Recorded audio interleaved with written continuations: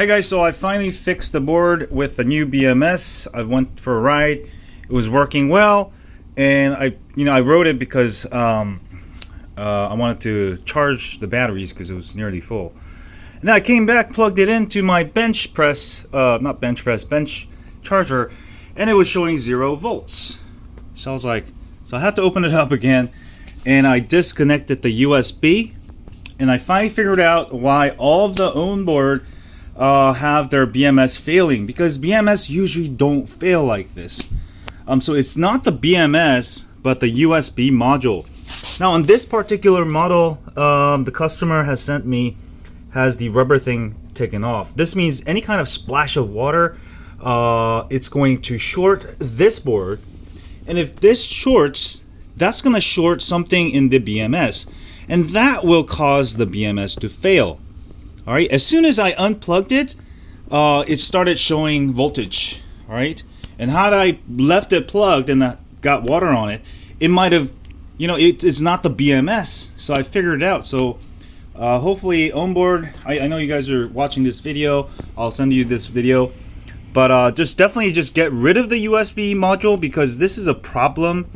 Because a lot of people will not overthink it, and if this thing breaks, then this thing could short your BMS, and it just causes a lot of headache.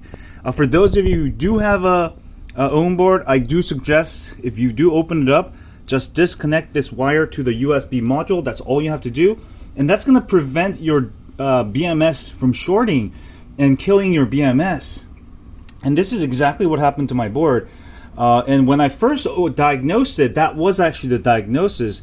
This was causing voltage fluctuations across the whole BMS.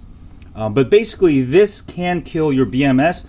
In my opinion, there's nothing wrong with the BMS on Ownboard, and I think they had a hard time, but I think I figured it out, and now it's charging fine. And I'll have a full tutorial on how to reinstall or a third-party BMS. But yeah, I've also done a BMS bypass, so it keeps it safer. If your BMS fails, your board still runs. All right, so really good repair job today. Not the best I've done. I had some extra wires hanging out, but it's gonna work flawless, as good as new. And just disconnect this wire. That's all you have to do. This wire, the USB module is what's causing all of the problems across Ownboard BMS problems, because BMS just can't fail. There's got to be a point of failure, and you can see this is causing it, because as soon as I plug this in, it won't even charge, because this is somehow something probably went wrong with the USB module.